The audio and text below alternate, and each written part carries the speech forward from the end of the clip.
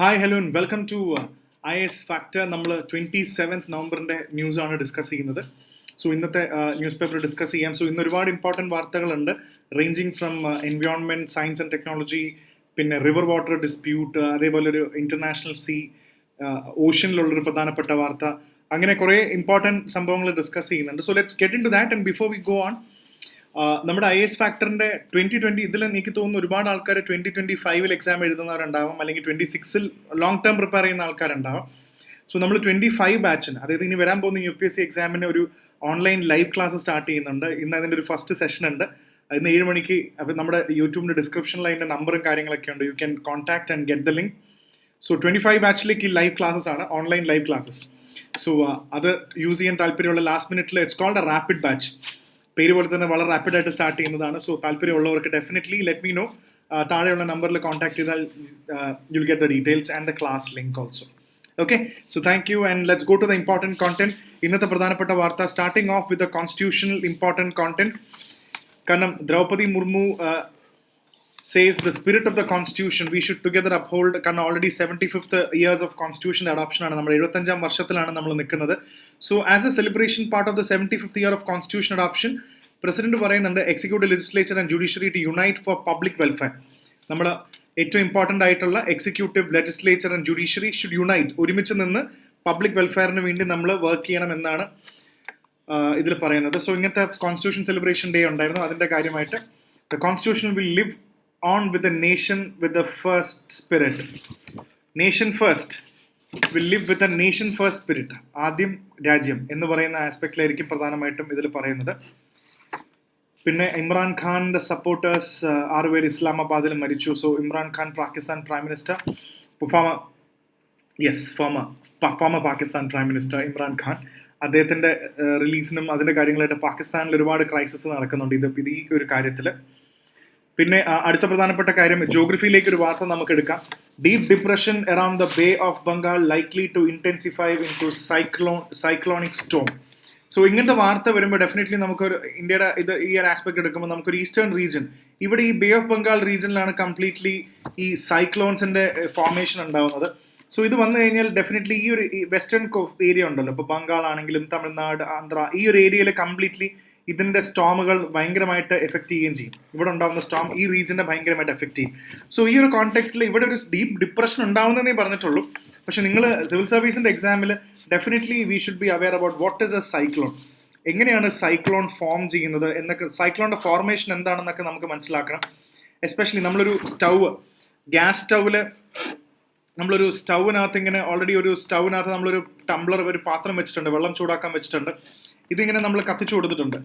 അപ്പോൾ ഡെഫിനറ്റ്ലി ഇവിടെയും സൈക്ലോൺ ഉണ്ടാവണമെങ്കിൽ ഡെഫിനറ്റ്ലി ഒരു വാം ഓഷ്യൻ കറണ്ട് എന്ന warm ocean water is very important.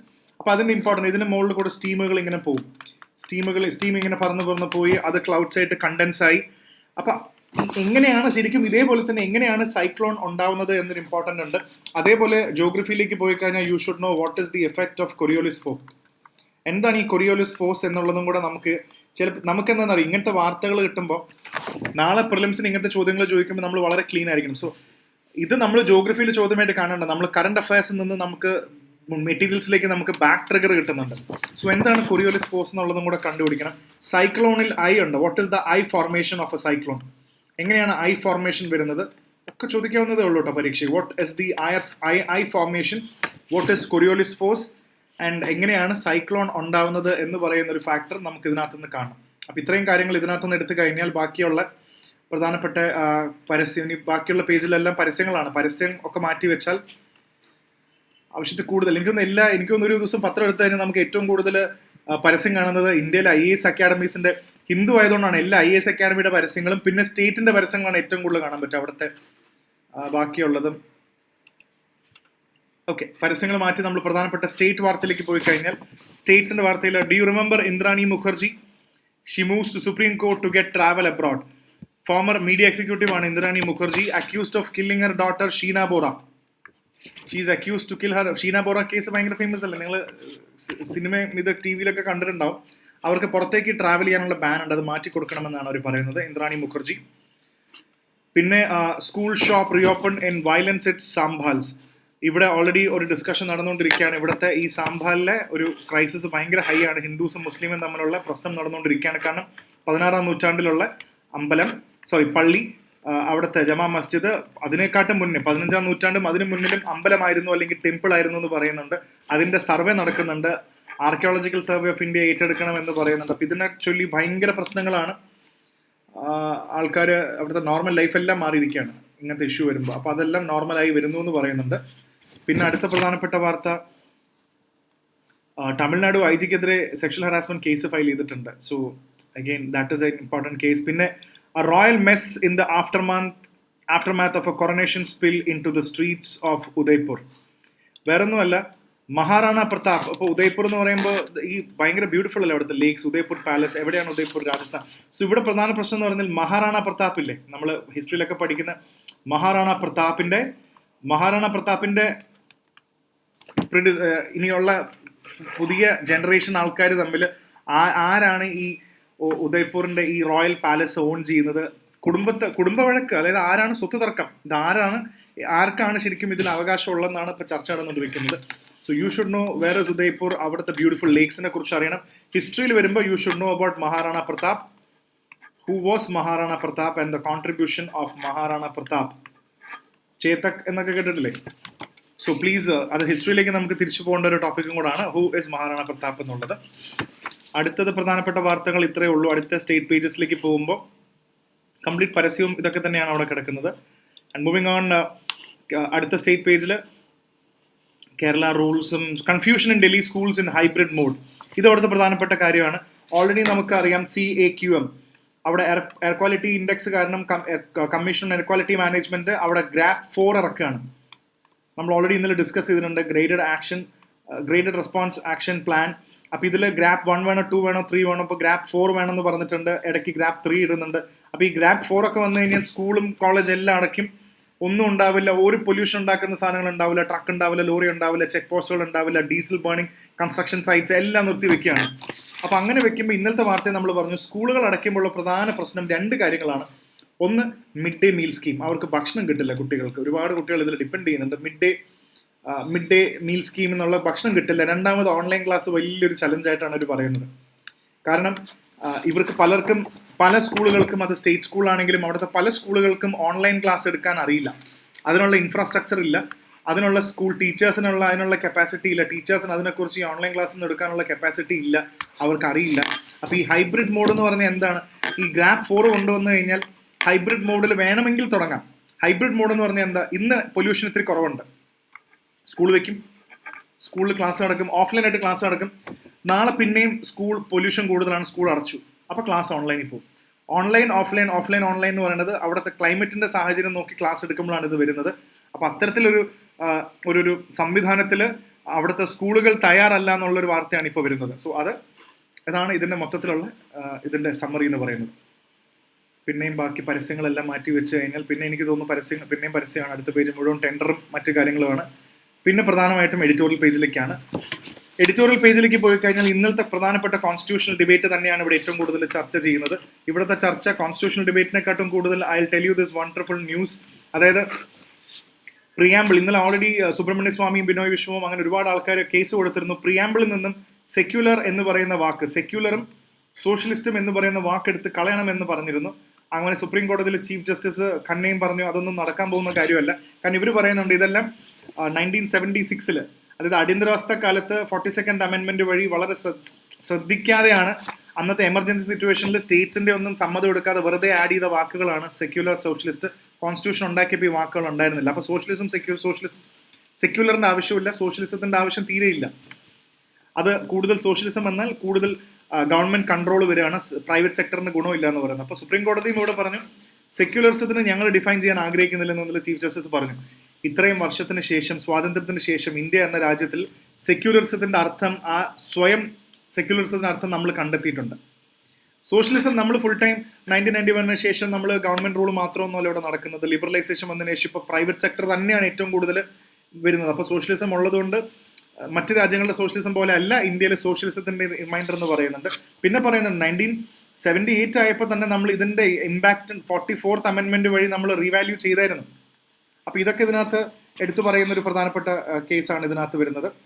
So you should have an idea about this. And അപ്പോൾ ഇതിനെക്കുറിച്ച് പറയുന്നുണ്ട്. അപ്പോൾ സുപ്രീം കോടതി പറയുന്നുണ്ട്, സുപ്രീം കോടതി തീരുമാനിച്ചു, അതായത് കോൺസ്റ്റിറ്റ്യൂഷനിലെ പ്രധാനപ്പെട്ട പ്രിയാമ്പിളിലെ പ്രധാനപ്പെട്ട വാക്ക് തന്നെയായിരിക്കും സെക്യുലറും സോഷ്യലിസം എന്ന് പറഞ്ഞ് സുപ്രീം കോടതി അത് അപ്പീൽഡ് ചെയ്യാണ് ചെയ്തത്. അത് എന്നിട്ട് പറയുന്നുണ്ട്, നിങ്ങൾക്ക് പാർലമെന്റിന് ആർട്ടിക്കിൾ 368 കോൺസ്റ്റിറ്റ്യൂഷണൽ അമെൻമെന്റ് വഴി പ്രിയാമ്പിളിനെ എഡിറ്റ് ചെയ്തെടുക്കാം. പക്ഷേ basic structure of the constitution violate ചെയ്യാൻ പാടില്ല എന്നാണ് പറയുന്നത്. ബേസിക് സ്ട്രക്ചർ ഒരു കാരണവശാലും വയലേറ്റ് ചെയ്യാൻ പാടില്ല. അതൊഴിച്ച് ബേസിക് സ്ട്രക്ചറിൽ കുറേ കാര്യങ്ങളുണ്ട്. അതൊഴിച്ച് എന്ത് വേണോ പാർലമെന്റിന് കൊണ്ടുവരാം. പക്ഷേ സോഷ്യലിസ്റ്റ് സെക്യുലർ മാറ്റാൻ പറ്റില്ല. അതൊരു നല്ല തീരുമാനമായിട്ടാണ് ഇവിടെ കാണപ്പെടുന്നത്. ആൻഡ് അതേപോലെ ഞാൻ എന്തൊരു ന്യൂസ് വിട്ടുപോലൊരു ഓർമ്മ ഇപ്പോഴത്തെ സൈഡിൽ, യെസ്, ഇത് ഞാൻ വിട്ടുപോയി. ഈ വാർത്ത വളരെ ഇമ്പോർട്ടൻ്റ് ആയിരുന്നു. River water ഷെയറിംഗിൽ supreme court says report on പെണ്ണയാർ water sharing between Tamil Nadu and Karnataka. ഇത് അവിടുത്തെ പ്രധാനപ്പെട്ട ഒരു നദിയാണ്. ഇത് നമുക്ക് എടുത്തു പറയേണ്ടതാണ്. പെണ്ണയാർ നദി, അല്ലെങ്കിൽ അതിനെ വിളിക്കുന്ന വേറൊരു പേര് പൊന്നയാർ എന്ന് വിളിക്കുന്നുണ്ട്. പെണ്ണയാർ അല്ലെങ്കിൽ പൊന്നയാർ എന്ന് വിളിക്കുന്ന നദിയുണ്ട്. ഇറ്റ്സ് ഓൾസോ കോൾഡ് ആസ് തേൻ പെണ്ണെ. ഇതെല്ലാം ഒറ്റ പേരാട്ടോ ഈ നദിയെക്കുറിച്ചുള്ള. ഇതിനകത്ത് വേറൊന്നുമില്ല. അങ്ങോട്ടും ഇങ്ങോട്ടും ഇതിനകത്ത് പറയുന്ന പ്രധാന കാര്യം ഇത്രേ ഉള്ളൂ. ഈ നദി എപ്പോഴും നദിയെക്കുറിച്ചിട്ടാണല്ലോ ഇന്ത്യയിൽ. കാവേരി നദിയാണെങ്കിലും 2 സ്റ്റേറ്റുകൾ തമ്മിലുള്ള വ്യത്യാസം ഉണ്ടാവും. ഇവിടെ പെണ്ണയാർ നദീനെ കുറിച്ചിട്ട് 2 സ്റ്റേറ്റുകൾക്കാണ് ഡിസ്പ്യൂട്ട്. ഒന്ന് തമിഴ്നാടിനും ഒന്ന് കർണാടകത്തിനും. കാരണം ഡെഫിനറ്റ്ലി ഇത് 2 സ്റ്റേറ്റിലൂടെയും ഒഴുകുന്നൊരു നദിയാണ്. അപ്പോൾ ഇതിൽ പ്രധാന കുറ്റം തമിഴ്നാട് പറയുന്ന കുറ്റം, കർണാടക ഈ നദിയുടെ അവിടെ ഡാം ഉണ്ടാക്കുന്നുണ്ട്. ചെക്ക് ഡാം ഉണ്ടാക്കുന്നുണ്ടെന്നാണ് ഇവിടെ പറയുന്നത്. അപ്പോൾ ഈ ചെക്ക് ഡാം ഉണ്ടാക്കി കഴിഞ്ഞാലുള്ള പ്രശ്നം എന്ന് പറഞ്ഞു കഴിഞ്ഞാൽ ഈ വെള്ളം അവർക്ക് കൺട്രോൾ ചെയ്യാൻ പറ്റും. അപ്പോൾ തമിഴ്നാടിന് കിട്ടേണ്ട വെള്ളം ഇവർ നഷ്ടപ്പെടുത്തുകയാണെന്നാണ് പറയുന്നത്. ചെക്ക് ഡാം ഒക്കെ ഉണ്ടാക്കിയിട്ട്. സോ ഇവിടെ നമ്മൾ നോക്കണം, ഈ നദി കർണാടക ഇവിടെ ചെക്ക് ഡാംസും മറ്റ് കൺസ്ട്രക്ഷൻസും ക്രിയേറ്റ് ചെയ്യുന്നുണ്ട്. വെള്ളം തമിഴ്നാട്ടിലേക്കുള്ള വെള്ളം ഡൈവേർട്ട് ചെയ്ത് പോവുകയാണെന്നാണ് പറയുന്നത്. വെള്ളം ഡൈവേർട്ട് ചെയ്ത് പോകുന്നുണ്ട്. പിന്നെ ഒരു കാര്യം പറയുന്നുണ്ട്, 2 സ്റ്റേറ്റിലൂടെ കടന്നു പോകുന്ന വെള്ളം ഇന്റർസ്റ്റേറ്റ് വാട്ടർ എന്ന് പറയുന്ന പ്രധാനപ്പെട്ട ഒരു വാക്കും കൂടാണ്. Interstate water is treated as A national asset. 2 ഇതിലൂടെ കടന്നു പോകുന്ന നദി അല്ലെങ്കിൽ വെള്ളം എന്ന് പറയുന്നത് ഒരു നാഷണൽ അസെറ്റ് ആണെന്നും കൂടെ ഉള്ള രീതിയിൽ ഇതിനകത്ത് വരുന്നുണ്ട്. പിന്നെ ഇതിനകത്ത് പ്രധാനപ്പെട്ട കേസ് പറയുന്നത് what is interstate water river water dispute 1956. Interstate river water disputes act ഉണ്ട് 1956. അപ്പോൾ ഇതനുസരിച്ചിട്ട് അവർ പറയുന്നുണ്ട്, ഇതിലൊരു സെക്ഷൻ അനുസരിച്ചിട്ട് അവർ പറയുന്ന പ്രധാന കാര്യം എന്ന് പറഞ്ഞാൽ, കണ്ടോ, water is a river national asset and not a single state. ഒരു സ്റ്റേറ്റിന് മാത്രമുള്ളതല്ല, അതൊരു നാഷണൽ അസെറ്റ് ആണ്. പിന്നെ പറയുന്നുണ്ട് ഒരു നെഗോസിയേഷൻ കമ്മിറ്റി ഉണ്ടാക്കണം എന്ന് പറയുന്നുണ്ട്. സുപ്രീം കോടതിയുടെ എഫക്റ്റും കൂടെ ചേർത്തിട്ട് ഒരു നെഗോസിയേഷൻ കമ്മിറ്റി ഉണ്ടാക്കണം, ഈ പ്രശ്നം പരിഹരിക്കണം. ഇനി നമുക്ക് എക്സ്ട്രാ കുറച്ച് കാര്യങ്ങൾ ഷെയർ ചെയ്യാം. 1892 എഗ്രിമെന്റ് ആണ് ഇതിപ്പോഴും പറയുന്നത്, വെള്ളം ഷെയർ ചെയ്യണം. നമുക്ക് കണ്ടില്ലേ, മുല്ലപ്പെരിയാറിനും എത്രയോ പഴക്കമുള്ള എഗ്രിമെന്റുകളുണ്ട്. ഇവിടെ 1892 എഗ്രിമെന്റ് അനുസരിച്ചാണ് ഇപ്പോഴും പോയിക്കൊണ്ടിരിക്കുന്നത്.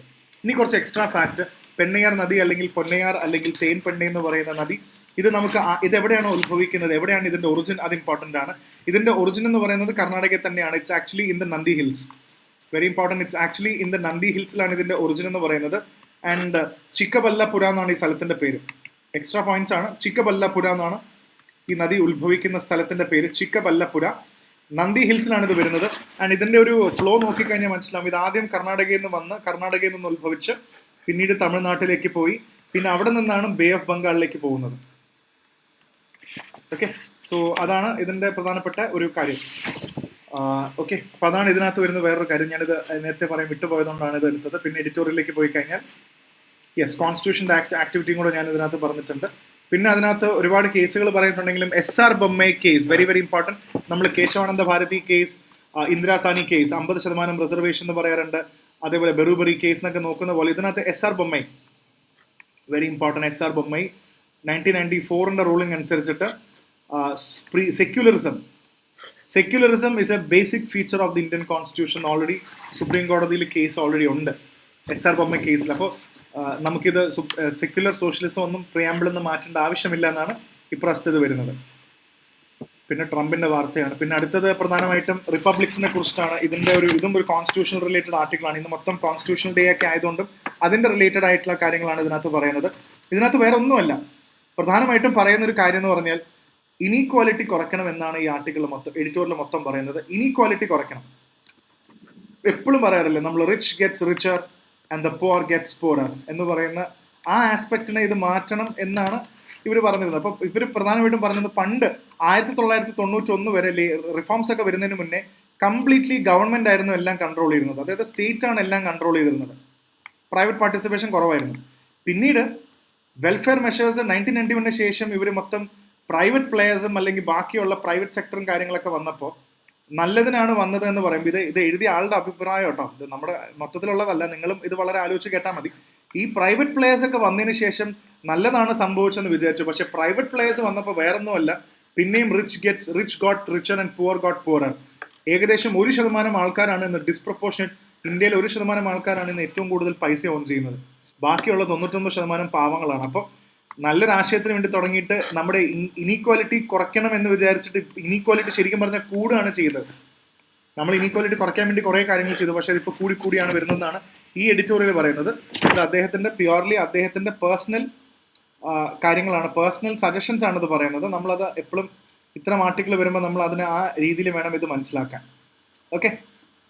പിന്നെ ഇതിനകത്ത് കോൺസ്റ്റിറ്റ്യൂഷണൽ പ്രൊവിഷൻസ് 2 പറയുന്നുണ്ടായിരുന്നു. പ്രധാനപ്പെട്ട കാര്യത്തിൽ സ്റ്റേറ്റ് കോൺസ്റ്റിറ്റ്യൂഷൻ്റെ 2-3 കാര്യങ്ങൾ ഇതിനകത്ത് ഷെയർ ചെയ്യുന്നുണ്ടായിരുന്നു. 2 പ്രധാനപ്പെട്ട ആർട്ടിക്കിളുകൾ അത് ഇതിനകത്ത് കാണുന്നില്ല.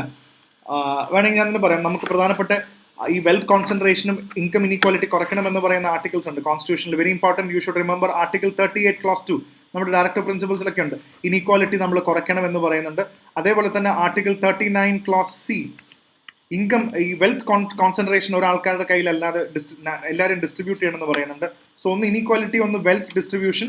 So article 38 clause 2 and 39C എന്ന് പറയുന്ന 2 പ്രധാനപ്പെട്ട കോൺസ്റ്റിറ്റ്യൂഷണൽ ആർട്ടിക്കിൾസും നമ്മൾ പരീക്ഷയ്ക്ക് വേണ്ടി ഓർത്ത് വെക്കണം. പിന്നെ കുറേ കേസും കാര്യങ്ങളൊക്കെയാണ് അതിനകത്ത് പ്രധാനപ്പെട്ട കാര്യങ്ങൾ, ഇമ്പോർട്ടൻ്റ് അല്ല. പിന്നെ ഇതിനകത്ത് പറയുന്ന അടുത്ത പ്രധാനപ്പെട്ട an ideal way to treat India's corneal blindness problem പറയുന്നുണ്ട്. കോർണിയയുടെ കാരണം ബ്ലൈൻഡ്നെസ് സംഭവിക്കുന്നത് 50 വയസ്സിന് മുകളിലുള്ളതിൽ ഏകദേശം 2ാമത്തെ കാരണമാണ് കോർണിയൽ ബ്ലൈൻഡ്നെസ്. ഏറ്റവും കൂടുതൽ ആൾക്കാർക്ക് ബ്ലൈൻഡ്നെസ് ഉണ്ടാകുന്നത് കോർണിയൽ ബ്ലൈൻഡ്നെസ് 50 വയസ്സിന് മുകളിലുള്ളതിൽ 2ാം സ്ഥാനമാണ് ഇത് വഹിക്കുന്നത്. യങ് പോപ്പുലേഷൻ്റെ ഇടയിൽ, യുവാക്കളുടെ ഇടയിൽ ബ്ലൈൻഡ്നെസ് ഡെഫിനറ്റ്ലി കോർണിയൽ ബ്ലൈൻഡ്നെസ് വലിയൊരു ഫാക്ടറാണ്. പക്ഷെ ഇതിനകത്ത് പറയുന്ന ഒരുപാട് കാര്യങ്ങളെന്ന് പറഞ്ഞാൽ കോർണിയൽ ട്രാൻസ്പ്ലാന്റേഷൻ ഉണ്ടല്ലോ, കണ്ണ് നമുക്ക് മാറ്റി വെക്കാൻ പറ്റുന്ന ഈ കോർണിയ ട്രാൻസ്പ്ലാന്റേഷന് ഒരുപാട് പ്രശ്നങ്ങളുണ്ട്, ഒരുപാട് ചലഞ്ച് ഉണ്ട്. ഒരു വർഷം ഏകദേശം 1 ലക്ഷം കോർണിയൽ ട്രാൻസ്പ്ലാന്റേഷൻ നടത്തണമെന്നാണ് നമുക്ക് ടാർഗറ്റ് ഉള്ളത്. പക്ഷെ അതിൽ ജസ്റ്റ് 30% ടാർഗറ്റ് മാത്രമേ നമുക്ക് പലപ്പോഴും മീറ്റ് ചെയ്യാൻ പറ്റുന്നുള്ളൂ എന്നുള്ളത് ഇതിൻ്റെ വേറൊരു ഘടകമാണ്. പിന്നെ ഇതിനകത്ത് പറയുന്നത് ഈ 8 മുതൽ 10 മണിക്കൂറിനുള്ളിൽ തന്നെ നമ്മൾ മരിച്ചു കഴിഞ്ഞാൽ ഈ കോർണിയ മാറ്റി വെക്കണം. പ്രധാന പ്രശ്നം ഈ പേഷ്യൻസിൻ്റെ ഫാമിലിയാണ്. ഇവരുടെ കൺസെന്റ് കിട്ടുന്നില്ല എന്നുള്ള വലിയൊരു പ്രശ്നമാണ്. ആൾക്കാർ കണ്ണ് മാറ്റി വെക്കാന്ന് പറയുമ്പോൾ കണ്ണിങ്ങനെ ചൂഴ്തെടുത്ത് കണ്ണിങ്ങനെ പോപ്പ് ചെയ്തെടുത്ത് കൊടുക്കുകയാണെന്നുള്ളൊരു അവയർനെസ് ഇല്ലായ്മയുണ്ട്. കോർണിയാണ് മാറ്റുന്നതെന്ന് പറയുമ്പോൾ ഒരുപാട് ആൾക്കാർ മരിക്കുന്നതിന് ഫാമിലി കൺസെന്റ് കിട്ടുന്നില്ല. 8 മുതൽ 10 മണിക്കൂറിനുള്ളിൽ ഇത് മാറ്റി വെക്കണം. സോ ഇതിൽ വേറെ കാര്യങ്ങൾ പറയുന്നുണ്ട്. ഇന്ത്യയിൽ ഒരുപാട് 50ഓളം ശരിക്കും നല്ല ഐ ബാങ്കുകൾ വേണം, എന്നാൽ മാത്രമേ ഇതൊക്കെ ഈ കോർണിയൽ ബ്ലൈൻഡ്നെസ് നമുക്ക് കൊണ്ടുവരാൻ പറ്റുള്ളൂ. So having a proper eye banks, 50ഓളം നല്ല ഐ ബാങ്കുകൾ വേണം നമുക്ക് ഇന്ത്യയിൽ. അത്ര നല്ല ഐ ബാങ്ക്സ് ഉണ്ടെങ്കിൽ നമുക്കിത് കൊണ്ടുവരാൻ പറ്റും. അതേപോലെ തന്നെ നല്ല കോർണിയൽ സർജൻസും വേണം. ഇത് ചെയ്ത് പരിചയമുള്ള നല്ല കോർണിയൽ സർജൻസ് നമുക്ക് ആവശ്യമുണ്ട്. സോ ആ കൂട്ടത്തിൽ നമ്മൾ പ്രധാനമായിട്ടും ഒരു വലിയ പങ്ക് വഹിക്കുന്ന ഒരു ഏജൻസിയും കൂടാണ് HCRP എന്ന് പറയുന്നത്. HCRP എന്നാണ് അതിൻ്റെ പേര്, ഹോസ്പിറ്റൽ കൊറോണ റിട്രീവൽ പ്രോഗ്രാം എന്നാണ് അതിൻ്റെ പേര്. അപ്പോൾ പേഷ്യൻസിന് ഇവരൊക്കെ അസിസ്റ്റ് ചെയ്യുന്നത്. അപ്പോൾ ഇത്രയും കാര്യങ്ങളാണ് ഇതിനകത്ത് സംസാരിക്കപ്പെടുന്നത്. മരിച്ചത്. അപ്പോൾ ഇനി ഒരുപാട് ആൾക്കാർ കോർണിയ ദാനം ചെയ്യണം, കണ്ണ് ദാനം നേത്രദാനം എന്നൊക്കെ പറയുമ്പോഴും ഈ കണ്ണ് കൊടുക്കാന്ന് പറയുമ്പോഴും ആ പേഷ്യൻസിൻ്റെ ബൈസ്റ്റാൻഡേഴ്സ് ആയിട്ടുള്ള ആൾക്കാർ ബന്ധുക്കളും സമ്മതിക്കുന്നില്ല എന്നുള്ളൊരു ഫാക്ടർ ഇവിടെ ഉണ്ട്. പിന്നെ between hope and hurdles on the high seas, ഇതൊരു വളരെ പ്രധാനപ്പെട്ട ആർട്ടിക്കിളാണ്. ഇതിനകത്ത് നമ്മൾ നോക്കേണ്ട 2 കാര്യങ്ങളാണ്. ഒന്ന്, എന്താണ് ഇതിനകത്ത് BNJB, എന്താണ് BBNJ എന്താണ്? നമ്മൾ ദ ട്രീറ്റി ഓഫ് ഹൈ സീസ് എന്നാണ് പറയുന്നത്. ഇതിനെ വേറെ വിളിക്കുന്ന പേരാണ് ഹൈ സീസ് ട്രീറ്റി. എന്താണ് ഈ ഹൈ സീസ് ട്രീറ്റി എന്ന് ഉദ്ദേശിക്കുന്നത്? കടലിൽ ബന്ധപ്പെട്ട അല്ലെങ്കിൽ ഓഷ്യൻസിനെ നമ്മൾ കേട്ടിട്ടുള്ള ഓർഗനൈസേഷൻ അൺക്ലോസ് ആയിരിക്കും, United Nations convention on the law of sea. UNCLOS എന്ന് പറയുന്നത് United Nations convention of the law of the sea എന്നുള്ളത്. ഇതേപോലെ തന്നെ BBNJ, biodiversity beyond national jurisdiction agreement ആണ് ഈ BBNJ എന്ന് ഉദ്ദേശിക്കുന്നത്. ബയോഡൈവേഴ്സിറ്റി ബിയോണ്ട് നാഷണൽ ജൂറിസ്ഡിക് എഗ്രിമെന്റ് ആണ്. സോ ഇത് വളരെയധികം പറയുന്നുണ്ടോ അതാത് സ്റ്റേറ്റുകൾക്ക്. ഇതിനകത്ത് ഏകദേശം ഇത്രയും രാജ്യങ്ങളുണ്ട്. ഇതിൽ ഇതിൻ്റെ മെമ്പർ ആവണം. ഇന്ത്യ ഇതിൻ്റെ മെമ്പർ ആണ്. വെരി ഗുഡ്, നല്ല കാര്യം. ഈ BBNJ മെമ്പറാണ് ഇന്ത്യ, പക്ഷേ റാറ്റിഫൈ ചെയ്തിട്ടില്ല. അതാണ് കീ പോയിന്റ്. ഒരു ട്രീറ്റിയുടെയോ ഒരു കളക്റ്റീവിന്റെയോ മെമ്പർ ആവുന്നതിന്റെ അർത്ഥം നമ്മൾ അതിനെ പൂർണ്ണമായി അത് റാറ്റിഫൈ ചെയ്യണമെന്നില്ല. നമ്മളത് റാറ്റിഫൈ ചെയ്യാന്ന് പറയുമ്പോൾ നമ്മുടെ സെൻട്രൽ ഗവൺമെന്റ് അത് എല്ലാം ആ ട്രീറ്റിയുടെ കാര്യങ്ങളെല്ലാം ഒപ്പുവെച്ച് അത് മനസ്സിലാക്കി ചെയ്താൽ മാത്രമേ റാറ്റിഫിക്കേഷൻ വരുള്ളൂ. ഇന്ത്യ അതിന്റെ ട്രീറ്റിയുടെ ഭാഗമാണ്. India has signed it but has not ratified it. അപ്പൊ ഇങ്ങനത്തെ പ്രധാനപ്പെട്ട ഒരു hailed as a landmark step in ocean governance. Ocean ഗവേണൻസിന് the protect marine ecosystem and provide sustainable use of resources in beyond national jurisdiction. ഇതാണ് അതിന് പ്രധാനപ്പെട്ട കാര്യം. അതായത് കടലിലുള്ള മറൈൻ റിസോഴ്സസിന്റെ പ്രോപ്പർ ആയിട്ടുള്ള യൂസും അതിന്റെ ഒരു ഓഷ്യൻ ഗവേണൻസിന് വേണ്ടിയാണ്. കടലായിട്ട് ബന്ധപ്പെട്ട കാര്യത്തിൽ അതിന്റെ ജനറ്റിക് റിസോഴ്സസിന്റെ യൂസേജും ആർക്കൊക്കെയാണ് ഇതിന്റെ റൈറ്റ് ഒക്കെ തീരുമാനിക്കുന്ന ഹൈ സീസ് ട്രീറ്റി, ബയോഡൈവേഴ്സിറ്റി. പക്ഷെ ഇതെല്ലാവരും കൂടെ ഇതിനകത്ത് ഒപ്പുവെക്കണം. പക്ഷെ ഇതിനകത്ത് ഒരുപാട് ഗോളുകളുണ്ട്. ഇപ്പോൾ consensus on marine protected network എല്ലായിടത്തും കറക്റ്റ് ആയിട്ടുള്ള MPA ഉണ്ടാക്കണം എന്ന് പറയാറുണ്ട്. അപ്പൊ എന്താണ് ഈ MPA അല്ലെങ്കിൽ മറൈൻ പ്രൊട്ടക്റ്റഡ് ഏരിയ എന്ന് പറയുന്നത് ഇതിനകത്ത് വളരെ പ്രധാനപ്പെട്ട ഒരു കാര്യമാണ്. സോ അതൊക്കെയാണ് ഇതിനകത്ത് കൂടുതൽ വരുന്നത്. നിങ്ങൾ ഈ ഒരു കാര്യം അറിഞ്ഞാൽ മതി. ഈ BBNJ can reshape global governance, it's potential bridging the gap between ambition and action. ഇത് വന്നാൽ ഒരുപാട് കാര്യങ്ങളിലേക്ക് നമുക്ക് തീരുമാനങ്ങൾ എടുക്കാൻ പറ്റും. ഉദാഹരണത്തിന് pollution, over fishing, habitat destruction, ഇതൊക്കെ വന്നാൽ ഈ BBNJ വന്നു കഴിഞ്ഞാൽ ഒരുപാട് കാര്യം. ഓഷ്യൻ ഗവേണൻസ് എന്ന് ഓർത്താൽ മതി. ഓഷ്യനുകൾ റിസോഴ്സ് ഡിസ്ട്രിബ്യൂഷൻ മാത്രമല്ല, ആ ഓഷ്യന്റെ മൊത്തത്തിലുള്ള ഗവേണൻസ്, പൊല്യൂഷൻ ഫ്രീ, അവിടുത്തെ ജീവികൾക്കും ഓഷ്യനിൽ ജീവിക്കുന്ന ഫിഷുകൾക്കും ഇതിനൊക്കെ നല്ല രീതിയിൽ നമ്മൾ ഇതിനെ ട്രീറ്റ് ചെയ്യണം. അതിന് ഏറ്റവും പ്രധാനപ്പെട്ടതാണ് MPA. വളരെ ഇമ്പോർട്ടൻ്റ് ആണ്. എന്താണ് ഈ കോൺസെപ്റ്റ് ഓഫ് MPA എന്നുള്ളതും കൂടെ നമ്മൾ നോക്കണം. മറൈൻ പ്രൊട്ടക്റ്റഡ് ഏരിയാസ് ഉണ്ടാക്കണം. ഇതൊക്കെ ഇതിന്റെ ഭാഗമാണ്. അപ്പൊ ഇത് വന്നാൽ വളരെ നല്ല കാര്യം. അപ്പൊ India has signed it but has not ratified it എന്നുള്ളതാണ് ഇവിടുത്തെ കീ പ്രൊവിഷൻ നമ്മൾ മനസ്സിലാക്കേണ്ടത്. ഓക്കെ, അതാണ്. ഇനി അടുത്ത മേജർ ആയിട്ടുള്ള നാഷണൽ ന്യൂസിലേക്ക് പോയി കഴിഞ്ഞാൽ you can understand a lot of things. ഇതിനകത്ത് പറയുന്ന ഒരു പ്രധാനപ്പെട്ട സുപ്രീം കോടതിയിൽ ഒരു വലിയൊരു പെറ്റീഷൻ വന്നിട്ടുണ്ടായിരുന്നു. ഒരു K.A. പോൾ എന്ന് പറഞ്ഞൊരു ഇവാഞ്ചലിസ്റ്റ് ആണ്, ഒരു പ്രീസ്റ്റ് ആണെന്ന് ഞാൻ മനസ്സിലാക്കുന്നു. K.A. പോൾ കൊടുത്ത ഒരു വാർത്തയാണ്. അതായത് സുപ്രീം കോടതിയോട് പറയുന്നു EVM എന്ന് പറയുന്നത് ഇലക്ട്രോണിക് വോട്ടിംഗ് മെഷീൻ ശരിയല്ല, ഇത് ഹാക്ക് ചെയ്യപ്പെടാൻ സാധ്യതയുണ്ടെന്നാണ് ഇവർ പറയുന്നത്. അതുകൊണ്ട് നമ്മുടെ ഇലക്ഷനിൽ ഇന്ത്യ പോലത്തെ ഇത്രയും വലിയ ലാർജസ്റ്റ് ഡെമോക്രസി ഇൻ ദ വേൾഡിൽ ഇലക്ഷൻ EVM മെഷീൻസ് ഉപയോഗിക്കരുത്, ഇത് ഹാക്ക് ചെയ്യപ്പെടും, നമ്മൾ തിരിച്ച് പേപ്പർ ബാലറ്റിലേക്ക് പോകണമെന്നാണ് അദ്ദേഹം പറയുന്നത്. സുപ്രീം കോടതി ജസ്റ്റിസ് അതിൽ പറയുന്നുണ്ട് ഇത് തെറ്റായിട്ടൊരു സംഭവമാണ്, പേപ്പർ ബാലറ്റിലേക്ക് പോകേണ്ട ആവശ്യമൊന്നുമില്ല. എന്നിട്ട് പറയുന്നുണ്ട് നിങ്ങൾ ഇലക്ഷൻ ജയിച്ചാൽ പറയും EVM നല്ലതാണ്, നിങ്ങൾ ഇലക്ഷൻ തോറ്റാൽ പറയും EVMന് എന്തോ കുഴപ്പമുണ്ടെന്ന്, അതായത് കള്ളത്തരം കാണിച്ചു. അപ്പൊ അത് പറയുന്നത് ശരിയല്ല. EVM ഡെഫിനറ്റ്ലി വളരെ നല്ലൊരു സൊല്യൂഷനാണ്. ഏകദേശം നമുക്ക് 97 കോടി ഇലക്ട്രേറ്റ് ഉണ്ട് ഇന്ത്യയിൽ. അപ്പൊ ഈ പേപ്പർ ബാലറ്റ് പണ്ടത്തെ പോലെ നടത്തുക എന്ന് പറഞ്ഞാൽ അതിൽ ഒരുപാട് റിസ്ക് ഉണ്ട്. ഇത് എണ്ണിയെടുക്കണം, എണ്ണുമ്പോൾ ഉള്ള ഡിഫിക്കൽട്ടി, പിന്നെ ഇത് അപ്പോഴാണ് ശരിക്കും മിസ്യൂസ് ചെയ്യുക, ഇലക്ഷൻ റിഗ്ഗിങ് നടക്കും, ലോജിസ്റ്റിക്കൽ ചാലഞ്ചസ്. EVM ആകുമ്പോൾ കംപ്ലീറ്റ്ലി കമ്പ്യൂട്ടറൈസ്ഡ് ആണ്. പിന്നെ ഇത് ഹാക്കിംഗ് ഒന്നും ചെയ്യാൻ പറ്റില്ലെന്നാണ് ഇവർ പറയുന്നത്. കാരണം EVM എന്ന് പറയുന്നത് ഇതിനകത്ത് പറയുന്നുണ്ട്, EVM is a stand alone സിസ്റ്റമാണ്. അതൊരു സ്റ്റാൻഡ് അലോൺ മെഷീനാണ്. അതൊരു സ്റ്റാൻഡ് അലോൺ മെഷീൻ മാത്രമൊന്നുമല്ല, it works on a one time programmable chip. ഇതിനകത്തൊരു വൺ ടൈം പ്രോഗ്രാമബിൾ ചിപ്പാണ് ഇട്ടിരിക്കുന്നത്. It has got a one time programmable ചിപ്പാണ് ഇതിനകത്ത് കിടക്കുന്നത്. സോ അങ്ങനെയൊന്നും ഹാക്ക് ചെയ്യാൻ പറ്റില്ല. ഇപ്പൊ തൽക്കാലം ഇന്ത്യയിലെ ഇലക്ഷൻ ഇത് ഉപയോഗിക്കാനേ അല്ലാതെ വേറെ നിവൃത്തിയില്ല എന്ന് പറഞ്ഞു. അപ്പൊ ഇത് EVMന്റെ വാല്യൂവിനെ കുറിച്ചുള്ള ഒരു പ്രധാനപ്പെട്ട വാർത്തയാണ്. പിന്നെ അടുത്ത രസമുള്ള ഒരു കൗതുകരമായ വാർത്ത, പലരും കേൾക്കാത്തൊരു വാർത്തയായിരിക്കും. പുതിയ ട്രെൻഡിങ് കേസാണ്. രാഹുൽ ഗാന്ധി ഇന്ത്യൻ അല്ല എന്നാണ് ഇപ്പോൾ BJPയുടെ പുതിയ വാദം. രാഹുൽ ഗാന്ധി ഇന്ത്യൻ അല്ല, രാഹുൽ ഗാന്ധിക്ക് ഇന്ത്യൻ സിറ്റിസൺഷിപ്പ് ഇല്ല, രാഹുൽ ഗാന്ധിക്ക് ബ്രിട്ടീഷ് സിറ്റിസൺഷിപ്പാണ് ഉള്ളതെന്നാണ് ഇപ്പോൾ ഇവർ വാദിക്കുന്നത്. ഇതിനെക്കുറിച്ച് അന്വേഷിക്കാൻ ഇലക്ഷൻ കമ്മീഷന് തീരുമാനം കൊടുത്തിട്ടുണ്ട് ഹൈക്കോടതി. Lucknow bench of the high court has asked the centre detail ആയിട്ട് എടുക്കാൻ പറഞ്ഞിട്ടുണ്ട്. എല്ലാം വരും. രാഹുൽ ഗാന്ധി ഇന്ത്യൻ സിറ്റിസൺ അല്ല എന്നാണ് ഇവർ പറയുന്നത്. എടുത്ത് നോക്കിക്കോളൂ, രാഹുൽ ഗാന്ധിക്ക് ബ്രിട്ടീഷ് സിറ്റിസൺഷിപ്പ് ഉണ്ട്. അങ്ങനെയാണെങ്കിൽ രാഹുൽ ഗാന്ധിയുടെ കരിയറിൽ തന്നെ വലിയൊരു പ്രശ്നമായി മാറും. ഇനി സിറ്റിസൺഷിപ്പ് പോയി കഴിഞ്ഞാൽ രാഹുൽ ഗാന്ധിക്ക് ഇന്ത്യൻ സിറ്റിസൺഷിപ്പ് നഷ്ടപ്പെടും. അപ്പോൾ അതൊരു വലിയ പ്രധാന പ്രശ്നമാണ്. പിന്നെ ഇന്ത്യ ബാംഗ്ലാദേശ് റിലേഷനിൽ ഇപ്പോൾ ഏറ്റവും കൂടുതൽ ട്രെൻഡ് ചെയ്യുന്നൊരു വാർത്തയാണ്. അവിടുത്തെ ഇസ്കോൺ നേതാവിനെ അവർ അറസ്റ്റ് ചെയ്തു. ഇസ്കോൺ നേതാവിനെ ബാംഗ്ലാദേശിൽ അറസ്റ്റ് ചെയ്തു. So what is ISKCON? Krishna ഭക്തരുടെ വലിയൊരു അസോസിയേഷനാണ്. ഇറ്റ്സ് ഇന്റർനാഷണൽ കൃഷ്ണ കോൺഷ്യസ്നസ്, അങ്ങനെയാണ് എൻ്റെ പേര്. ഇസ്കോൺ ഇന്റർനാഷണൽ കൃഷ്ണ കോൺഷ്യസ്നസ് എന്നാണെന്ന് തോന്നുന്നു. അതിൻ്റെ ഫുൾ നെയിം അങ്ങനെയാണ്. ഇസ്കോൺ എന്ന് പറയുന്നതിൻ്റെ അങ്ങനെയാണ്. ഇന്റർനാഷണൽ കൃഷ്ണ കോൺഷ്യസ്നസ് എന്നൊരു ഗ്രൂപ്പാണ്. അപ്പോൾ ഇത് ഡിസ്കസ് ചെയ്യുമ്പോൾ പ്രധാന പ്രശ്നം വെച്ചാൽ ബാംഗ്ലാദേശിനെ ഭയങ്കരമായിട്ട് ഇന്ത്യ പ്രഷർ ചെയ്യുന്നുണ്ട്, കാരണം മൈനോറിറ്റി റൈറ്റ്സിന് വേണ്ടി. ഹിന്ദുസ് ബാംഗ്ലാദേശിൽ മൈനോറിറ്റി ആണല്ലോ, ഇന്ത്യയിൽ മെജോറിറ്റി ആണെങ്കിലും പാകിസ്ഥാനിലും ബാംഗ്ലാദേശിലും മൈനോറിറ്റിയാണ്. അപ്പോൾ ഇങ്ങനത്തെ കാര്യങ്ങൾ ഹിന്ദുയിസത്തിനെതിരെയുള്ള ഫൈറ്റിന് government of India minister of external affairs ശക്തമായി പ്രതികരിക്കുന്നുണ്ടെന്നാണ് അവർ പറയുന്നത് ഈ അറസ്റ്റിനെതിരെ. കണ്ടോ, Bengal holds protest for ISKCON leaders protest. Workers farmers unions submit 12-point charter demands. ഇവരെല്ലാവരും പുതിയ ഡിമാൻഡുകളായിട്ട് ഫാർമേഴ്സിന്റെയും വർക്കേഴ്സിന്റെയും പുതിയ ഡിമാൻഡുകൾ അവർ ഒരുപാട് പറയുന്നുണ്ട്. അവർ പറയുന്നുണ്ട് അഗ്രികൾച്ചറിൽ MSP ഒക്കെ കറക്റ്റായിട്ട് കൊണ്ടുവരണം. MSP നിങ്ങൾ ഇപ്പോഴും കറക്റ്റായിട്ട് കൊണ്ടുവരുന്നില്ല. Follow the MS Swaminathan formula. MS സ്വാമിനാഥന്റെ ഒരു ഫോർമുല ഉണ്ട്, minimum support price.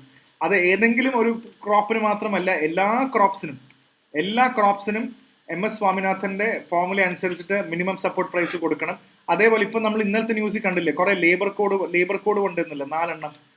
Social industrial റിലേഷൻസിന്, ഒക്യുപ്പേഷണൽ സേഫ്റ്റിക്ക്, സോഷ്യൽ സെക്യൂരിറ്റി ആക്ടിന്, വേജ് ആക്ടിന്, ഈ പറയുന്ന 4 ലേബർ ലോകളും ആവശ്യമില്ല. ഇത് വർക്കേഴ്സിന് എഗൻസ്റ്റ് ആണ്. ഈ ലേബർ ലോ എല്ലാം റിപ്പീൽ ചെയ്ത് എടുത്ത് കളയണം എന്നാണ് ഇവർ പറയുന്നത്. പിന്നെ പ്രധാനപ്പെട്ട ഡിമാൻഡുകൾ കുറെ ഡിമാൻഡുണ്ട്. അതിൽ പിന്നെ ഉള്ളത് മിനിമം വേജ് കൊണ്ടുവരണം. എല്ലാ ജോലിക്കാർക്കും മിനിമം വേജ് കൊണ്ടുവരണം. മാസം 26,000 രൂപയെങ്കിലും മിനിമം കിട്ടണം. അത് മിനിമം വേജ് ആയിട്ട് പ്രഖ്യാപിക്കണം. മാസം 26,000 രൂപ കൊടുക്കണം. പെൻഷൻ കിട്ടുന്ന ആൾക്കാർക്ക് മിനിമം മാസം 10,000 രൂപയെങ്കിലും എല്ലാവർക്കും പെൻഷൻ കൊടുക്കുന്ന രീതിയിൽ കൊണ്ടുവരണം എന്നാണ് ഇവർ ഇതിനകത്ത് പറയുന്നത്. സോ ഇതൊക്കെ നടക്കില്ല എന്നുള്ളത് കണ്ടറിയാം. കാരണം ഇതൊക്കെ കണ്ടോ, national minimum wage of 26 month, 10,000 രൂപ പെൻഷനും, അതേപോലെ ഒരു ഓർഗനൈസേഷനും ഫാമേഴ്സിന്റെ ലോൺ എല്ലാം എഴുതി തള്ളണം, വേവ് ഓഫ് ചെയ്ത് കളയണം. അഗ്രികൾച്ചർ വർക്കിന്റെ സൂയിസൈഡ് ഒഴിവാക്കാൻ വേണ്ടിയാണ്. അതേപോലെ പ്രൈവറ്റൈസേഷൻ ഇനി വേണ്ട. PSUs ഇല്ലേ, പബ്ലിക് സെക്ടർ അണ്ടർടേക്കിങ്സിന് നമ്മൾ പൈസയ്ക്ക് വേണ്ടി നമ്മളിത് വിറ്റ് പ്രൈവറ്റൈസ് ചെയ്യുന്ന പരിപാടി ആവശ്യമില്ല. Defence, railway, health, education, electricity, പിന്നെ അതേപോലെ മോണറ്റൈസേഷൻ പൈപ്പ് ലൈൻ സ്ക്രാപ്പ് ചെയ്യണം. No prepaid smart meters, free power വേണം, അഗ്രികൾച്ചർ ആൾക്കാർക്ക് ഫ്രീ ആയിട്ട് ഇലക്ട്രിസിറ്റി കൊടുക്കണം. അങ്ങനെ കുറേ ഡിമാൻഡുകളാണ് ഇവർ ചോദിക്കുന്നത്. പ്രസിഡന്റ് ദ്രൗപദി മുർമുവിനോട് പറഞ്ഞിട്ടുണ്ട്. എത്രത്തോളം ഇത് അക്സെപ്റ്റബിൾ ആണെന്നുള്ളതും നമുക്ക് വരും ദിവസങ്ങളിൽ കണ്ടറിയാം. Tribal council in Assam to send back Kuki migrants. ഇതിൽ പ്രധാനപ്പെട്ടത് കാക് എന്ന് പറയുന്ന ഒരു കൗൺസിലാണ്. It's called Karbi Anglong autonomous council. അസാമിലെ കാർബി അങ്ലോങ് ഓട്ടോണോമസ് കൗൺസിൽ പറഞ്ഞു, കാർബി ഇവിടെ ഇനി പുതിയതായിട്ട് മൈഗ്രൻസിന്റെ ആവശ്യമൊന്നുമില്ല. അപ്പൊ ഈ അവിടെ ഓൾറെഡി മണിപ്പൂരിലും ഇവിടെയൊക്കെ പ്രശ്നം നടക്കുന്നുണ്ടല്ലോ, എത്നിക് ക്ലാഷ് നടക്കുന്നുണ്ടല്ലോ. അതേപോലെ നോൺ ട്രൈബൽ മേത്തി കമ്മ്യൂണിറ്റിയും കൂക്കി കമ്മ്യൂണിറ്റിയും ഒക്കെ. അപ്പോൾ ഒരുപാട് കൂക്കീസ് എല്ലാം മണിപ്പൂരിൽ വന്ന് അഭയം നേടിയിരുന്നു. ഇവരോടെല്ലാം തിരിച്ചു പോയിക്കോളാൻ പറഞ്ഞു. മണിപ്പൂരിന് ഇനി ഓൾറെഡി ഇഷ്ടംപോലെ, അസാമിന് ഓൾറെഡി ഇഷ്ടംപോലെ പ്രശ്നങ്ങളുണ്ട്. ഇനി മൈഗ്രൻസിന് നമുക്ക് സ്ഥലമൊന്നുമില്ല. എല്ലാ കൂക്കി മൈഗ്രൻസിന് തിരിച്ചു പോകാൻ പറഞ്ഞു. സോ ഇവിടെ കൂക്കീസ് cannot settle down in Karbi. അപ്പോൾ ഇനി പ്രധാന പ്രശ്നം ഈ കാർബി അങ്ലോങ് എന്ന് പറയുന്ന അവിടുത്തെ കാർബി കമ്മ്യൂണിറ്റിയും അതേപോലെ കൂക്കി കമ്മ്യൂണിറ്റീസ് തമ്മിലുള്ള പ്രശ്നമാണ്. ഇനി ഇവിടെ സ്ഥലമില്ല. അപ്പൊ അങ്ങനെയാണെങ്കിൽ എന്താണ് ഈ കാർബി ആങ്ലോങ് ഓട്ടോണോമസ് കൗൺസിൽ? കാക്ക് എന്നൊക്കെ പറഞ്ഞാൽ എന്താണ്? അങ്ങനെ ഒരു ഓട്ടോണോമസ് കൗൺസിൽ കൊടുക്കാൻ പറ്റും? Very important. ഈ കാർബി ആങ്ലോങ് ഓട്ടോണോമസ് കൗൺസിൽ എന്ന് പറയുന്നത് ഇന്ത്യയുടെ constitution, very important, 6th schedule അനുസരിച്ചാണ് ഇത് പ്രവർത്തിക്കുന്നത്. ഒരു ഓട്ടോണോമസ് കൗൺസിൽ ഉണ്ടായത് ഇതിനു വേണ്ടി തന്നെയാണല്ലോ. ലഡാക്കിന് 6th ഷെഡ്യൂൾ കൊടുക്കണമെന്ന് അവർ വാദിച്ചുകൊണ്ടിരിക്കുന്നത്. ലഡാക്കിനും 6th ഷെഡ്യൂൾ അപ്ലൈ ചെയ്യണമെന്ന് പറയുമ്പോൾ ഇവിടെ ഇത്തരം ഏരിയാസിൽ, tribal areas 6th schedule apply ചെയ്ത് കഴിഞ്ഞാൽ അവിടുത്തെ കുറെ നോർത്ത് ഈസ്റ്റേൺ സ്റ്റേറ്റ്സിനും അവിടുത്തെ ട്രൈബൽ പോപ്പുലേഷനും അവരുടേതായ കുറെ അധികാരങ്ങൾ അവർക്ക് കിട്ടുകയാണ്. ഇതിൽ അസാം ഉണ്ട്. ഇതിൽ പ്രധാനപ്പെട്ട കാര്യങ്ങൾ എടുത്തു പറയേണ്ട എക്സ്ട്രാ നോളജാണ്.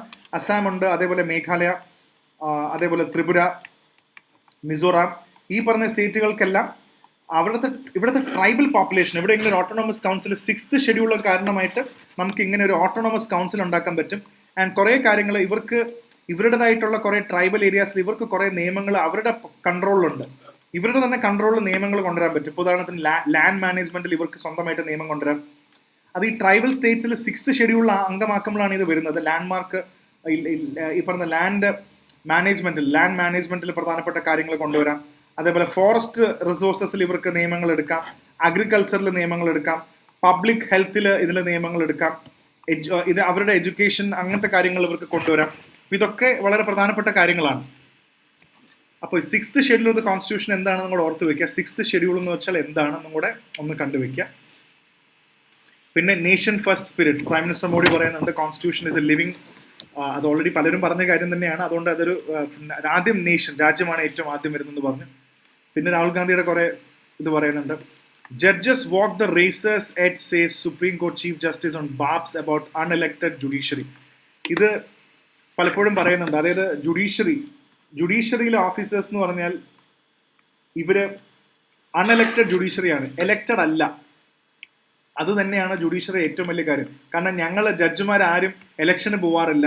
ഞങ്ങൾക്ക് വോട്ട് ചെയ്താൽ ഞങ്ങൾ ഇത്ര കേസുകൾ തീർത്തു തരാം, അല്ലെങ്കിൽ എന്നെ തിരഞ്ഞെടുത്താൽ ഞാൻ ഇത്ര കേസുകൾക്ക് വിധി ഇത്ര പെട്ടെന്ന് ദിവസങ്ങൾ പറഞ്ഞെടുക്കാം, അല്ലെങ്കിൽ ഇന്ന കേസിൽ വിധി കൊണ്ടുവരാം എന്നൊക്കെ വാഗ്ദാനങ്ങൾ കൊടുത്ത് ഇലക്ഷൻ ജയിക്കേണ്ട അവസ്ഥ ജഡ്ജിമാർക്കില്ല എന്നാണ് പറയുന്നത്. അതുകൊണ്ട് തന്നെയാണ് ഞങ്ങൾക്ക് ആരോടും കമ്മിറ്റ്മെന്റ് ഇല്ല. ഞങ്ങൾക്ക് കോൺസ്റ്റിറ്റ്യൂഷനോട് മാത്രമേ കമ്മിറ്റ്മെന്റ് ഉള്ളൂ. ഞങ്ങളുടെ അൾട്ടിമേറ്റ് സംഭവം എന്ന് പറയുന്നത് ഇന്ത്യയുടെ നിയമം, ഇന്ത്യയുടെ കോൺസ്റ്റിറ്റ്യൂഷനും ഇന്ത്യയുടെ നിയമമാണ്. അല്ലാതെ ഞങ്ങൾക്ക് ആരോടും ഒരു കമ്മിറ്റ്മെന്റ് ഇല്ല. അതുകൊണ്ട് തന്നെയാണ് ജുഡീഷ്യറി ഇൻഡിപെൻഡന്റ് ആയിട്ട് ഇരിക്കുന്നത് എന്നുള്ളൊരു വാദമാണ് ഇവിടെ വെക്കുന്നത്. ജഡ്ജിമാർ എലക്ട് ചെയ്യാതിരുന്നത് നന്നായി എന്നാണ് ഇവിടെ പറയുന്നത്. So appointment of judges. So judges are not elected, they are appointed. Decision are free from external pressures. അതാണ് ഇമ്പോർട്ടൻറ്റ്. ജഡ്ജസിനെ അപ്പോയിന്റ് ചെയ്യാണ്, എലക്ട് ചെയ്യല്ല ചെയ്യുന്നത്. സോ വളരെ ഇമ്പോർട്ടൻ്റ് ആയിട്ട് ഓർത്ത് വെക്കും. സോ അതാണ് ഇതിനകത്ത് ഏറ്റവും കൂടുതൽ പറയുന്നത്. ഞങ്ങളെ അങ്ങനെ എലക്ട് ചെയ്യുന്നതല്ല എന്ന് പറയുന്ന ഒരു സ്റ്റേറ്റ്മെന്റ് ആണ്. കോൺസ്റ്റിറ്റ്യൂഷൻ ഡേ ആയതുകൊണ്ട് ഒരുപാട് ഇലക്ഷൻ വാർത്തകൾ അങ്ങനെയുണ്ട്. Elections will be held in 6 vacancies in Rajya Sabha across 3 states from Arunachal, Andhra Pradesh, west Bengal, Haryana, Odisha. So this brings S, നിങ്ങൾ ഒരു കാര്യം കൂടെ ആലോചിക്കണം. ഇലക്ഷൻ ഓഫ് ലോക്സഭ നിങ്ങൾക്കറിയാം 5 വർഷത്തേക്കാണ് നമ്മൾ എടുക്കുന്നത്. അപ്പോൾ രാജ്യസഭ 6 വർഷമാണോ, കൗൺസിൽ ഓഫ് സ്റ്റേറ്റ്സ്. അപ്പോൾ രാജ്യസഭ ഇലക്ഷൻ എങ്ങനെയാണ് നടക്കുന്നത് എന്നുള്ളത് നിങ്ങൾ ഇന്ത്യൻ പോളിറ്റിയിലേക്ക് പോയി തിരിച്ചു നോക്കിയിട്ട് പഠിക്കണം. ഇലക്ഷൻ ടൂൾ എങ്ങനെയാണ് രാജ്യസഭ സീറ്റ്സ് ഫില്ല് ചെയ്യുന്നത്, എന്ത് പ്രോസസ് ഓഫ് ഇലക്ഷനാണ് അവിടെ നടക്കുന്നത്, എങ്ങനെയാണ് ഇലക്ഷൻ നടക്കുന്നത് എന്നുള്ളതും കൂടെ പോയി നിങ്ങൾ പഠിക്കണം പോളിറ്റിയിൽ. ഓക്കെ, അതും കൂടെ എടുത്തു കഴിയുമ്പോൾ നമുക്ക് കുറച്ചുകൂടെ ബെനിഫിറ്റ് അവിടെ കിട്ടും. ആൻഡ് പിന്നെ പ്രധാനപ്പെട്ട വാർത്ത, NGT issues notice to center on expansion on glacial lakes. ഇത് വളരെ ഇമ്പോർട്ടൻറ്റ് വാർത്തയാണ് എൻവയോൺമെന്റ് റിലേഷനിൽ. NGT നാഷണൽ ഗ്രീൻ ട്രിബ്യൂണൽ നമുക്ക് ഓൾറെഡി അറിയാം, എൻവയോൺമെന്റ് ആയിട്ട് പ്രധാനപ്പെട്ട കേസുകളെല്ലാം എടുക്കുന്നതാണ്. ഇവർ സെൻട്രൽ ഗവൺമെന്റിന് നോട്ടീസ് അയച്ചു, സുവോ മോട്ടോ അയച്ചു. എന്താ സുവോ മോട്ടോ എന്ന് പറഞ്ഞാൽ സ്വമേധയാ കേസെടുത്തു. ഇതൊരു കോടതിയാണല്ലോ. നാഷണൽ ഗ്രീൻ ട്രിബ്യൂണൽ സ്വമേധയാ കേസെടുത്തിട്ട് സെൻട്രൽ ഗവൺമെന്റിനോട് പറഞ്ഞിരിക്കുകയാണ്, നിങ്ങൾ ഇമ്മീഡിയറ്റ്ലി ഇത് ശ്രദ്ധിക്കണം. കാരണം ഹിമാലയൻ ഗ്ലേഷ്യൽ ലേക്സിന്റെ എക്സ്പാൻഷനാണ് പറയുന്നത്. ഇങ്ങനെ ഉണ്ടായിക്കഴിഞ്ഞാൽ ഇവിടെ ഒരുപാട് നാച്ചുറൽ ഡിസാസ്റ്റേഴ്സ് ഉണ്ടാവും, ഫ്ലഡും ഇതൊക്കെ. ഗ്ലേഷ്യൽ ലേക്സ് ഉണ്ടായിക്കഴിഞ്ഞാൽ എടുത്ത പ്രധാനപ്പെട്ട പറയുന്ന കാര്യം ഇതിനകത്ത് ഓർക്കേണ്ടത് ഗ്ലോഫ് ആണ്. ഗ്ലേഷ്യേറ്റഡ് ലേക്ക് ഔട്ട്ബേഴ്സ് ഫ്ലഡ്, ഗ്ലോഫ് പോലത്തെ ഒരുപാട് സംഭവങ്ങൾ അവിടെ വരാൻ സാധ്യതയുണ്ട്.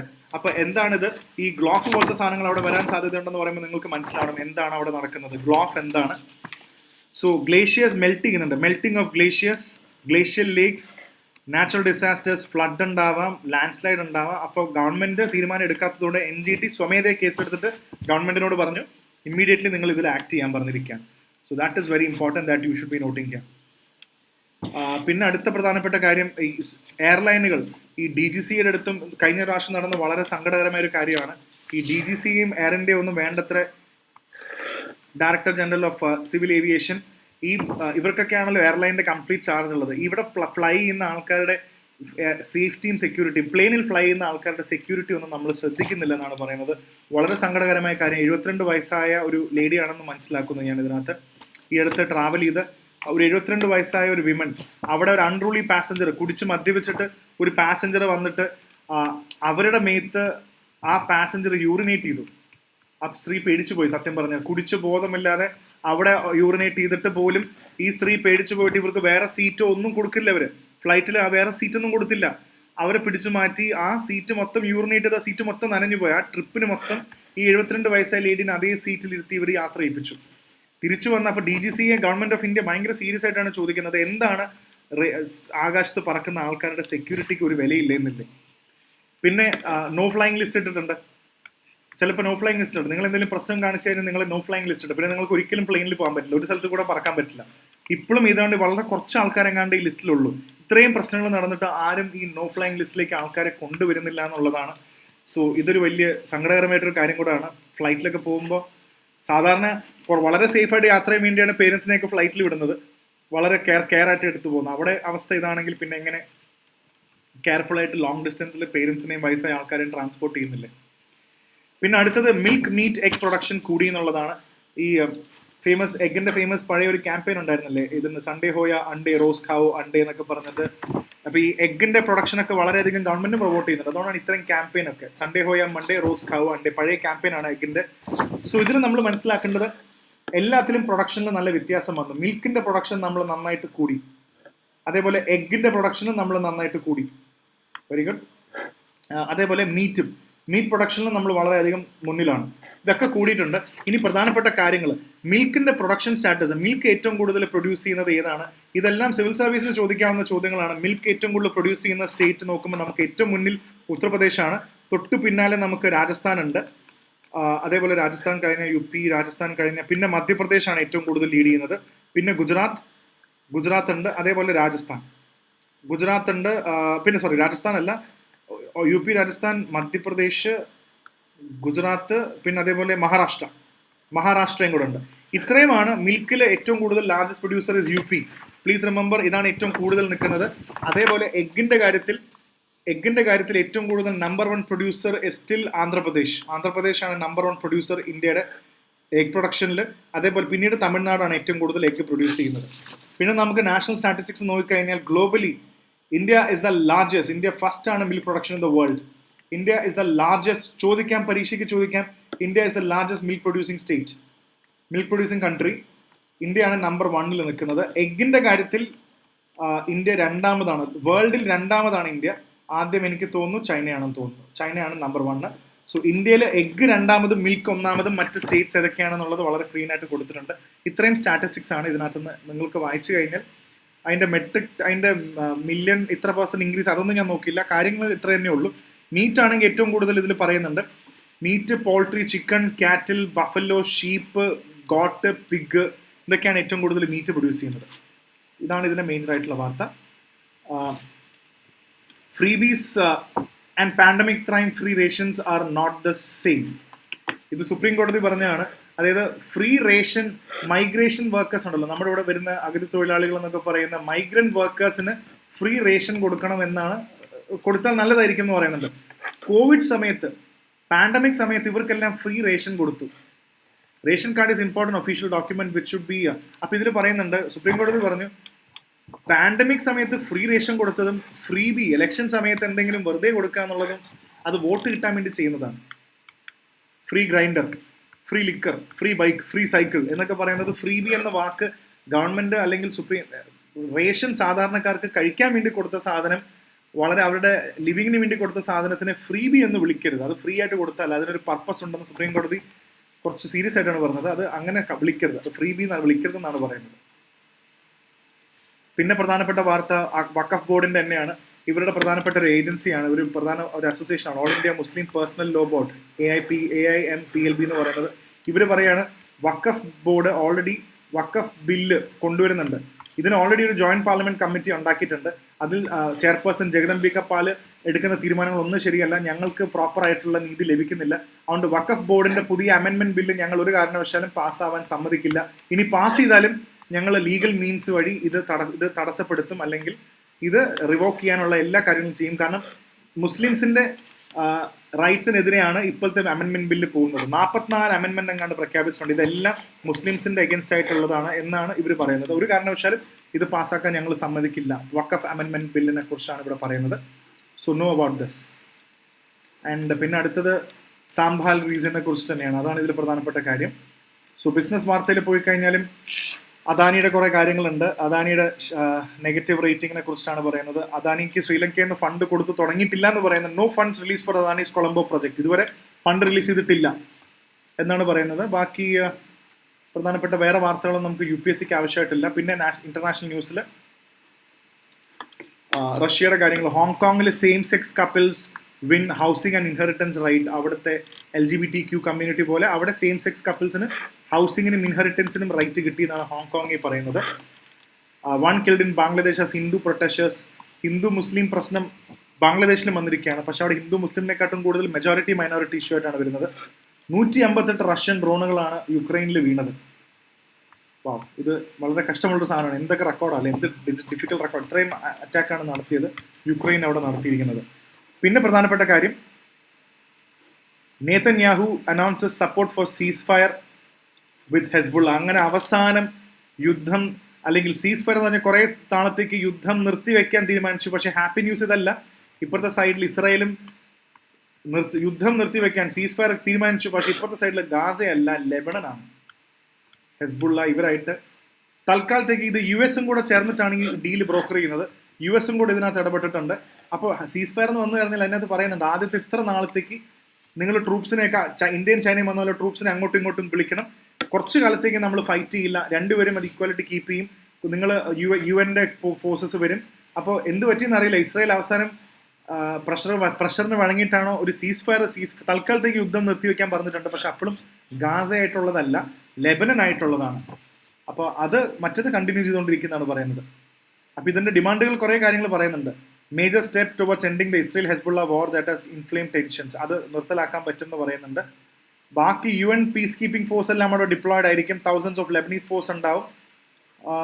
കുറച്ച് കാലത്തേക്ക് പ്രശ്നം ഉണ്ടാവില്ല. അതായത് 14 months ഫൈറ്റിംഗ് ആണ് നിർത്താൻ പോകുന്നത്. ഓക്കെ, അപ്പോൾ അത്രയും കാര്യങ്ങളാണ് ഇതിനകത്ത് പറഞ്ഞിരിക്കുന്നത്. നല്ലൊരു തീരുമാനം വരട്ടെ, കംപ്ലീറ്റ്ലി യുദ്ധം നിൽക്കട്ടെ എന്നല്ല. Let's hope that the war stops. ഇനി ഗാസയും കൂടെ ഇതേപോലെ സീസ് ഫയർ ചെയ്ത് അവസാനിച്ചാൽ പക്ഷേ പ്രശ്നമില്ല. ഗാസ സീസ് ഫയർ ചെയ്താൽ ഗാസ സെപ്പറേറ്റ് സ്റ്റേറ്റ് ആണോ അല്ലേ എന്നുള്ളത് അവർക്ക് പറയേണ്ടി വരും. So we'll have to wait for some more time I guess. പിന്നെ ട്രംപ് ഇലക്ഷന് ജനുവരിയിൽ ഇലക്ഷന് വന്നു കഴിഞ്ഞാൽ ന്യൂ ടാരിഫ്സ് കൊണ്ടുവരുന്നു പറയുന്നുണ്ട്. ഇതെല്ലാവരും പേടിച്ചുകൊണ്ടിരിക്കുകയാണ്. Mexico, Canada, China. ഈ മെക്സിക്കോയും കാനഡയും ചൈന തന്നെയാണ് America is one of the largest importer in the world. ലോകത്തെ ഏറ്റവും largest importer in the world ആണ്. അതിൽ ആദ്യത്തെ പ്രധാനപ്പെട്ട ഇമ്പോർട്ട് ചെയ്യുന്ന സ്ഥലങ്ങളും മെക്സിക്കോ, കാനഡ, ചൈനയാണ്. അപ്പോൾ ഇവർക്കെതിരെ ടാരിഫ്, അതായത് ഇങ്ങനെ മനസ്സിലാക്കിയാൽ മതി, ഇത് US ആണെന്ന് വിചാരിക്കുക, ഇത് ഇവിടുത്തെ ബോർഡർ ആണെന്ന് വിചാരിക്കുക, ഇത് US, ഇത് മറ്റു രാജ്യങ്ങളാണ്, മെക്സിക്കോ, ചൈന, അതേപോലെ കാനഡ. ഇവിടുന്ന് ഗുഡ്സ് ഇങ്ങനെ അമേരിക്കയിലേക്ക് വരുമ്പോൾ ഇവിടുത്തെ ബോർഡറിൽ വരുമ്പോൾ ഇവിടെ ഒന്ന് നിൽക്കണം. ഇവിടെ ഒന്ന് നിന്ന് കഴിയുമ്പോൾ ഇവിടെയാണ് നമ്മൾ ടാരിഫ് ആഡ് ചെയ്യുന്നത്. ടാക്സോ അല്ലെങ്കിൽ റേറ്റ് ആഡ് ചെയ്യും, ടാരിഫുകൾ ആഡ് ചെയ്യും. ഈ ടാരിഫ് ആഡ് ചെയ്തിട്ടാണ് ഇത് ഈ ഗുഡ്സ് അമേരിക്കൻ മാർക്കറ്റിൽ പ്രവേശിക്കുന്നത്. അപ്പോൾ ഹെവി ടാർഗറ്റ് ടാരിഫ് അടിച്ചു കൊടുത്താൽ, ഞാൻ എപ്പോഴും നമ്മൾ ഓർമ്മയുണ്ടല്ലോ, ഇവിടെ നിന്ന് 5 രൂപയുടെ സാധനം ഇവിടെ എത്തിക്കഴിഞ്ഞിട്ട് ടാരിഫ് 50 രൂപ അടിച്ചു കൊടുത്താൽ ഇവിടെ ഈ പ്രൊഡക്റ്റ് വിൽക്കുന്നത് 55 രൂപയ്ക്കാണ്. ഒരിക്കലും അപ്പോൾ പിന്നെ ഈ 55 രൂപയുടെ പ്രൊഡക്റ്റ് ഒരിക്കലും ഇവിടെ വാങ്ങില്ല. മനസ്സിലായോ? അപ്പോൾ ഇത് ശരിക്കും 5 രൂപയുടെ വിലയുള്ളൂ. ഇവിടെ അത്രയും ഹൈ ടാക്സാണ്. ഇതേ പ്രൊഡക്റ്റ്, ഇതൊരു മിഠായി ചോക്ലേറ്റ് ആണെന്ന് വിചാരിക്കുക, എല്ലാവർക്കും ഇഷ്ടമുള്ളൊരു ചോക്ലേറ്റ് ആണ്. ഇതേ ചോക്ലേറ്റ് 5 രൂപയുടെ അല്ല 2 രൂപയ്ക്ക് അമേരിക്കയിൽ വേറെ വെക്കുന്നുണ്ട്. അപ്പോൾ എല്ലാവരും 2 രൂപയല്ലേ വാങ്ങുള്ളൂ, എന്തിനാ 55 രൂപയ്ക്ക് വാങ്ങുന്നത്? നമ്മൾ കണ്ടിട്ടില്ല. അപ്പോൾ ഈ ടാരിഫ് ഹൈ ആക്കി വെച്ചാൽ ട്രേഡ് ഭയങ്കര ബുദ്ധിമുട്ടാവും. സോ ചൈന പുതിയ ടാരിഫ് കുറവാണ് പറയുന്നത്. 10% ടാരിഫ് ഗുഡ്സ് ഓൺ ചൈന എന്നാണ് പറയുന്നത്. 10%ആണ് ചൈനയ്ക്ക് പറയുന്നത്. സോ ലെറ്റ്സ് ഹോപ്പ് ഇനി വരും ദിവസങ്ങൾ ഇത് കൂടിക്കഴിഞ്ഞാൽ എന്ത് സംഭവിക്കും എന്നുള്ളത് നമുക്ക് വരും ദിവസങ്ങളിൽ കാണേണ്ടി വരും. Okay, so these are some of the important news. UK പറയുന്നുണ്ട്, UK ചാൻസലർ പറയുന്നുണ്ട്, ഇനി പ്രധാനമായിട്ടും പുതിയ ടാക്സ് ഒന്നും കൂട്ടുന്നില്ല എന്നാണ് പറയുന്നത്. UK chancellor Rachel Reeves sought to. പിന്നെ മിയാൻമാറിലുള്ളൊരു ഇഷ്യൂ. സോ പ്രധാനപ്പെട്ട ഇത്ര വാർത്തകളേ ഉള്ളൂ ഇന്നത്തെ വാർത്തയിൽ. So keep listening to IAS Factor. Do subscribe to our channel. And this is Arjun R. Shankar. Thank you so much.